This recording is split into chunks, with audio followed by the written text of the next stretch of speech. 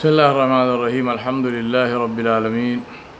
Wassalatu wassalamu ala ashrafil anbiya'i wal mursaleen. Muhammadur Rasulullah sallallahu alayhi wa alihi wa sahbihi wa sallam. Tasliman kathiran kathira. Famma ba'du, my dear brothers and sisters, the topic of today's lecture is back to basics. In my consulting practice, especially when a company is in trouble, I advise them to examine the fundamental decisions they make. We call it back to basics. I was speaking to a friend of mine who was an instructor and examiner for fighter pilots in the Indian Air Force. I asked him what a fighter pilot is taught to do if he gets into trouble and is in danger of crashing. He told me, we tell them, go to the manual. So I said, go to the manual. I had these visions of this guy who's in a tailspin hunting to find where the manual is. He said, no, it means do an instrument check. Now the fact is that an instrument check is the first thing that is done, and the aircraft does not take off unless everything is working perfectly. So why then another instrument check in mid-air? He said, that's the only way we know, that's the only way that we can know what is wrong. We can't do a physical check in the air, so instruments are all we have. So the pilot goes back to the instruments, back to the basics. What are the basics? The first of the basics, the most fundamental basic of the basics, is attitude. An attitude of submission to Allah subhanahu wa ta'ala's will as demonstrated by Rasulullah sallallahu alayhi wasallam sunnah. The Kitab of Allah and the Sunnah of His Messenger sallallahu alayhi wa alihi wa sallam. This is the fundamental basic, which is to be submissive and submit ourselves to this. Allah subhanahu wa ta'ala told us to follow Islam fully, not partly. Allah subhanahu wa ta'ala said, A'udhu billahi minash shaitanir rajim, Bismillahir Rahmanir Rahim, Ya ayyuhal ladhina amanu udkhulu fis silmi kaffah وَلَا تَتَّبِعُوا خُطُوَاتِ الشَّيْطَانِ إِنَّهُ لَكُمْ عَدُوٌّ مُبِينٌ. Which means, as Allah subhanahu wa ta'ala told us, O you who believe, enter perfectly and completely and totally into Islam. Obey all the rules, not only some of them. And do not follow the footsteps of shaitan. Verily, he is your clear, plain, evident enemy. The ayah addresses the believers and tells them to enter Islam fully, and warns us against following in the footsteps of shaitan. What is the meaning of following in someone's footsteps? Whose decision is it to follow? Can you blame the one whose footsteps you decide to follow? Following in the footsteps of someone means that that person whose footsteps they are is not present. Otherwise, Allah would have said, Jalla Jalaluhu, do not follow. He would not said, do not follow in the footsteps. To follow in the footsteps means that the decision is ours, and so is the responsibility. And that is why Allah subhanahu wa ta'ala told us that on the day of judgment, shaitan will declare, وَقَالَ الشَّيْطَانُ لَمَّا خُضِيَ الْأَمْرُ إِنَّ اللَّهَ وَعَدَكُمْ وَوَعَدَ الْحَقِّ وَوَعَدْتُكُمْ فَأَخْلَفْتُكُمْ وَمَا كَانَ لِيَ عَلَيْكُمْ مِنْ سُلْطَانٍ إِلَّا أَنْ دَعَوْتُكُمْ فَاسْتَجَبْتُمْ لِي فَلَا تَلُومُونِي وَلُومُوا أَنفُسَكُمْ مَا أَنَا بِمُصْرِخِكُمْ وَمَا أَنْتُمْ بِمُصْرِخِيِّ إِنِّي كَفَرْتُ بِمَا أَشْرَكْتُمُونِي مِنْ قَبْلِ إِنَّ الظَّالِمِينَ لَهُمْ عَذَابٌ أَلِيمٌ. Allah subhanahu wa ta'ala said, told us in Surah Al-Ibrahim, and shaitan will say, when the matter has been decided, when the people of Jannah have been assigned to Jannah and the people of Jahannam have been assigned to the Nar, when the matter has been decided, shaitan will say, verily, Allah subhanahu wa ta'ala promised you a promise of truth. And I too promised you, but I betrayed you. I had no authority over you except that I called you and you responded to me. Wasawis. I suggested and you accepted my suggestion. So do not blame me, blame yourself. I cannot help you, nor can you help me.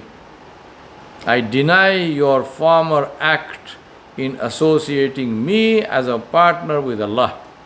Associating shaitan with a partner of Allah by obeying shaitan instead of obeying Allah subhanahu wa ta'ala. Verily, there is a painful torment for the zalimun, the people who do zulm, the transgressors, the oppressors, the criminals, the polytheists.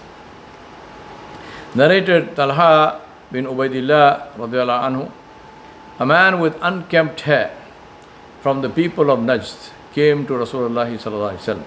This is a tribal Badu Arab.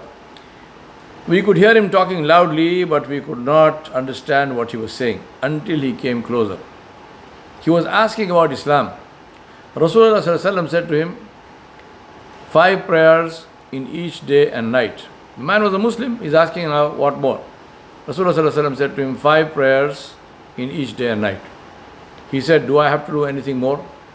Nabi sallallahu alaihi wasallam said, no, unless you do it voluntarily. Then he said, and Nabi sallallahu alaihi wasallam then said, and fasting the month of Ramadan. The man said, do I have to do anything more? Nabi sallallahu alaihi wasallam said, no, unless you do it voluntarily. And then Rasulullah sallallahu alaihi wasallam mentioned zakat to him. And he said, do I have to give anything more? Nabi sallallahu alaihi wasallam said, no, unless you do it voluntarily. The man then left saying, by Allah, I will not do any more than this or any less. Rasulullah sallallahu alaihi wasallam said, he will achieve salvation, he will get najah if he is speaking the truth. And this is it's a Sahih hadith in Sunan Nasai.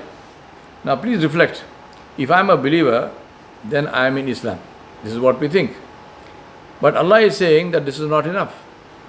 We need to follow Islam completely. This is our problem today. We follow Islam selectively. We follow what we wish to follow and leave out what we don't like. Selective obedience is disobedience. Allah subhanahu wa ta'ala said about selective obedience, أَفَتُؤْمِنُونَ بِبَعْدِ الْكِتَابِ وَتَكْفُرُونَ بِبَعْدِ فَمَا جَزَاءُ مَنْ يَفْعَلُ ذَلِكَ مِنْكُمْ إِلَّا خِزْيٌ فِي الْحَيَاةِ الدُّنْيَا وَيَوْمَ الْقِيَامَةِ يُرَدُّونَ إِلَى شَدِّ الْعَذَابِ وَمَا اللَّهُ بِغَافِلٍ عَمَّا تَعْمَلُونَ. Allah subhanahu wa ta'ala said, which means, then do you believe in a part of the book and you reject the rest? Then what is the reward of those who do so among you? Except khizyun fil hayati dunya, disgrace in the life of this world.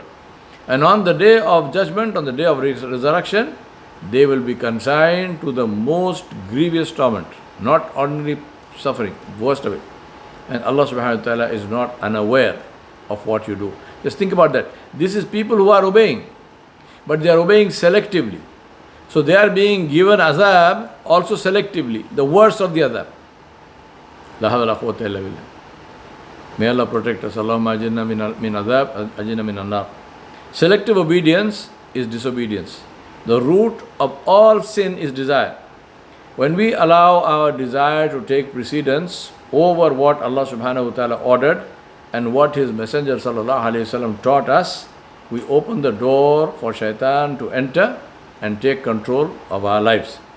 We forget that there is only one place that shaitan wants to take us, and that is Jahannam. There is no other place.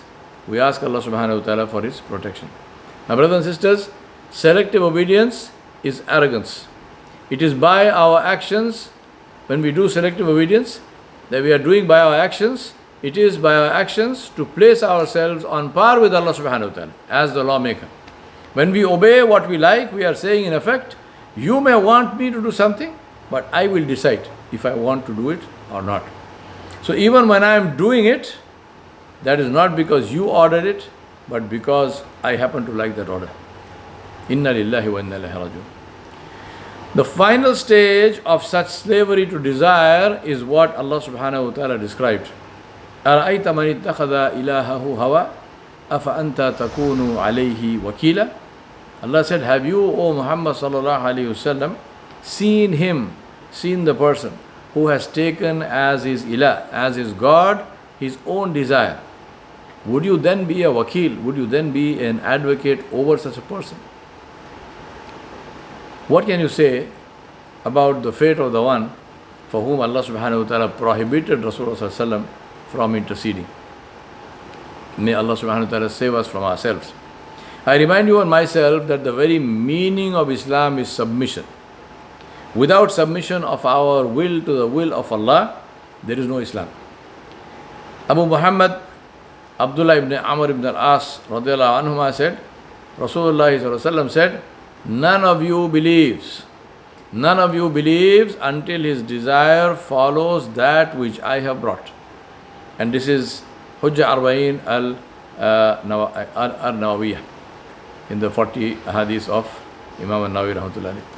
None of you believes until his desire follows that which I have brought.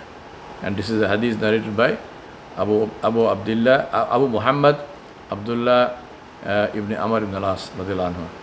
Ibn Rajab al-Hanbali, the great scholar, 18th century scholar, said about the meaning of this hadith, a person cannot be a mu'min whose necessary iman is complete until his love follows those commands and prohibitions with which Rasulullah sallallahu alaihi wasallam came, so that he loves what he commanded and he dislikes what he prohibited.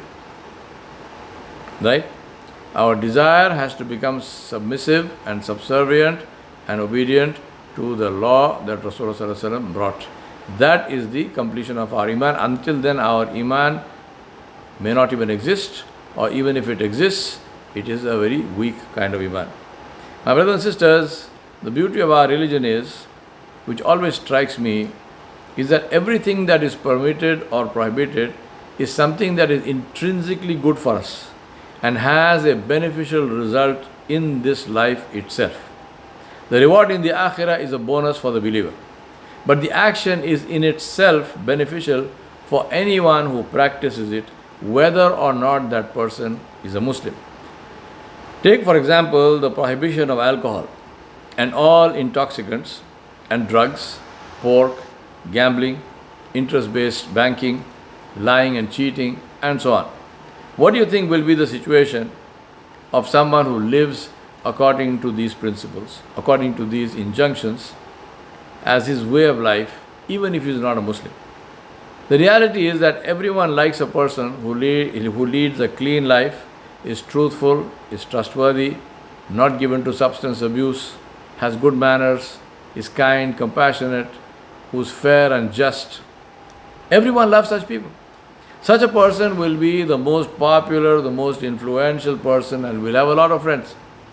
When a Muslim lives in this way with the intention to please Allah subhanahu wa ta'ala, in addition to worldly benefits, he will also earn the pleasure of Allah subhanahu wa ta'ala, which is the real and everlasting benefit.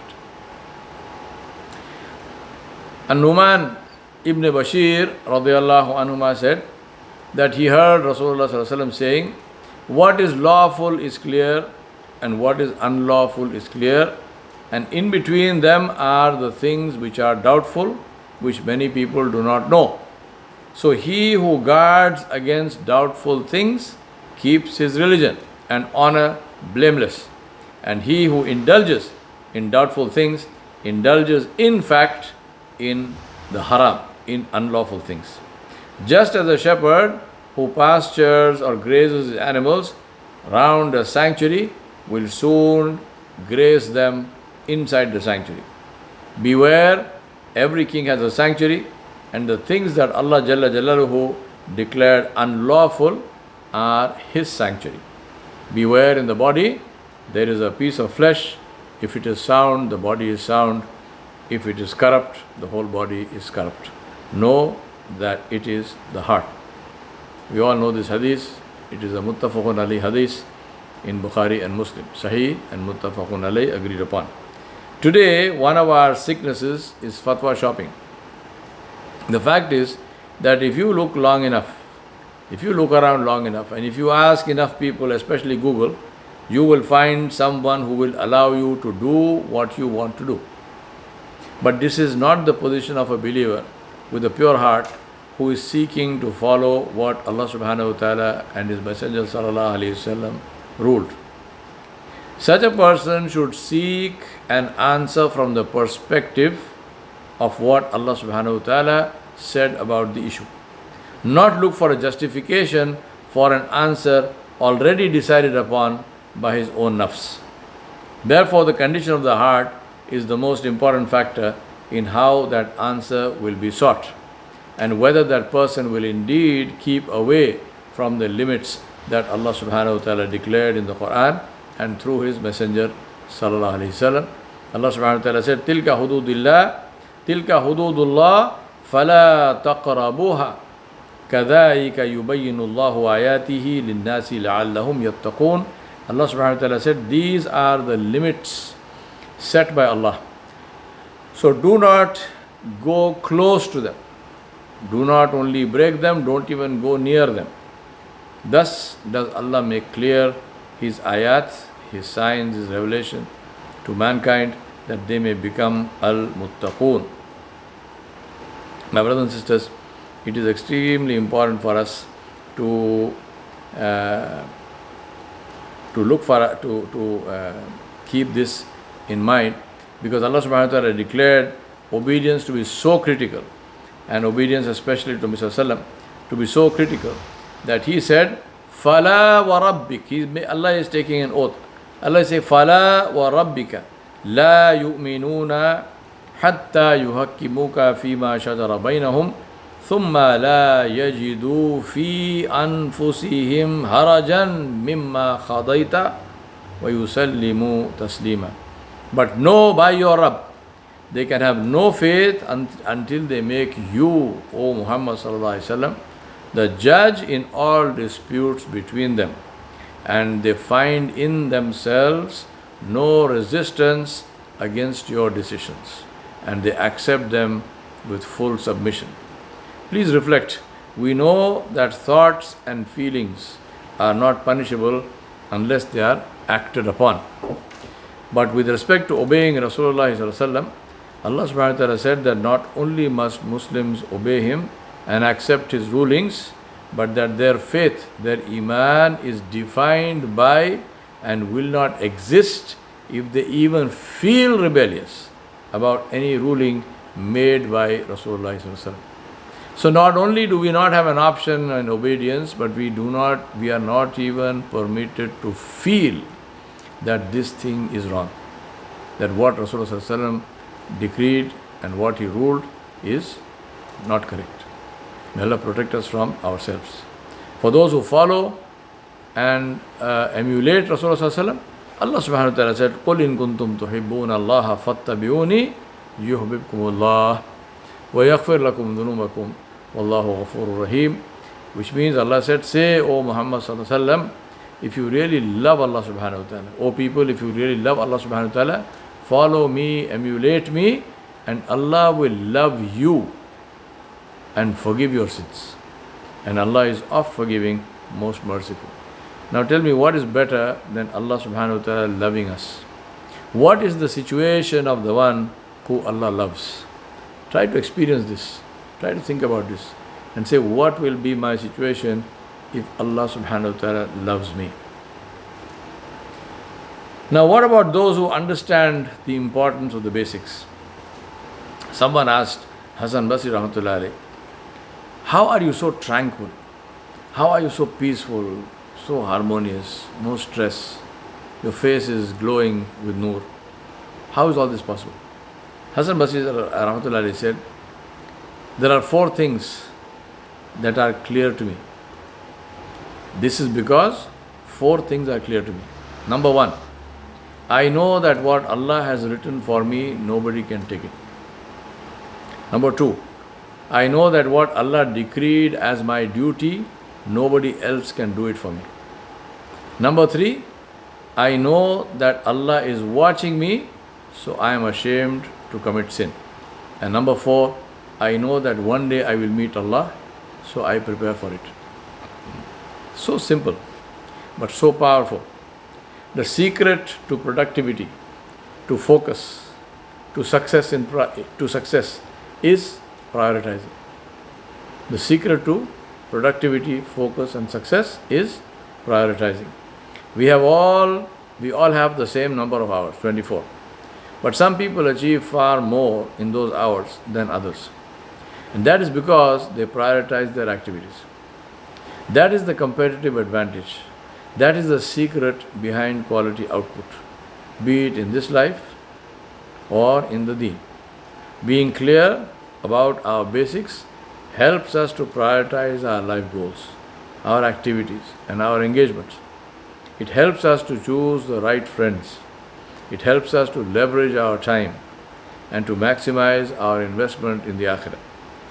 I ask Allah subhanahu wa ta'ala Jalla Jalaluhu to help us to live a life that is pleasing to Him and to save us from that which does not please Him. ربنا فاغفر لنا ذنوبنا وكفر عنا سيئاتنا وتوفنا مع الأبرار ربنا ظلمنا أنفسنا وإن لم تغفر لنا وترحمنا لنكونن من الخاسرين آمين يا رب العالمين والسلام عليكم ورحمة الله وبركاته.